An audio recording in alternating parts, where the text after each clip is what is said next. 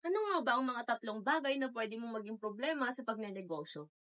Ako nga pala si Aika Medriano at isa akong negosyante dito sa Pilipinas. Kung gusto mong malaman kung ano ang mga tatlong bagay na pwede mong maging problema sa pagnenegosyo, panoorin mo ito. Back then, marami akong naging problema na hindi ko alam kung paano ko i-handle dahil bago pa lamang sa akin yung negosyo at hindi ko alam kung paano ko haharapin ang mga problemang darating. Dati akala ko kapag natapos na ang isang problema, tapos na ito. Yun pala kapag nagnenegosyo ka, tuloy-tuloy na yung nagiging problema dito at kailangan palagi kang merong solusyon para maresolbahan ito. Kaya through experience, natuto ako sa mga bagay-bagay at naitama ko yun. Kaya yung mga ikikwento ko dito ay yung mga bagay na na-experience ko para sa mga magsisimulang negosyo, alam nyo na kung ano yung mga pwedeng nyong kaharapin or mga problema na pwede nyong maranasan sa pagnenegosyo. Number 1, paghahanap ng tamang supplier. Madalas sa mga negosyante, nahihirapan sila maghanap ng tamang supplier dahil hindi pa sila nakakapag-research or hindi pa nila alam yung background ng supplier. Madalas din maraming naloloko. Mahalaga na magkaroon tayo ng cost-effective at reliable na supplier para mas maximize ang benta at mapanatili ang kalidad ng ating produkto.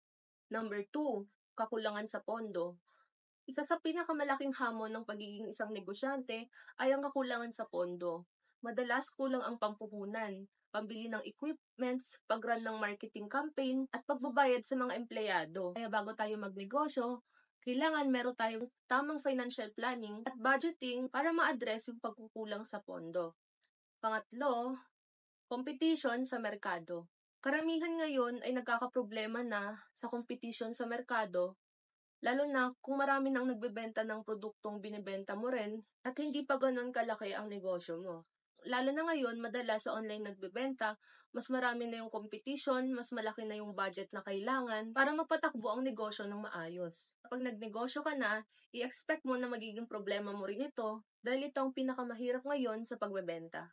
Kaya kailangan magkaroon ang bawat negosyo ng unique selling proposition at magkaroon ng malakas na marketing strategy para makasabay sa ibang negosyante. Niniwala kasi ako na kahit maliit ang ating negosyo at hindi pa ganun kalaki ang ating pondo, kapag may vision tayo para sa ating negosyo, makalaban tayo at makukuha din natin yung pangarap natin para sa negosyong gusto natin.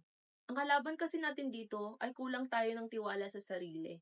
Maraming negosyante o maraming gustong maging negosyante na walang kumpiyansa sa sarili or tiwala sa sarili.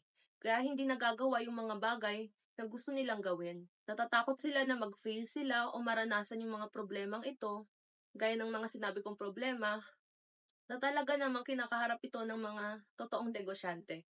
Kaya kapag nagnegosyo ka, i-expect mo na mararanasan mo ang mga bagay na ito at mas tatagan mo pa ang loob mo. Dahil tayong mga negosyante, wala tayong hindi kayang solusyonan. Kaya magsama-sama tayong harapin ang mga problemang ito at lagpasan ito para sa ikauunlad ng negosyo natin. At kung gusto niyo pa ng mga gandong topic, i-like at i-follow niyo ang aking account.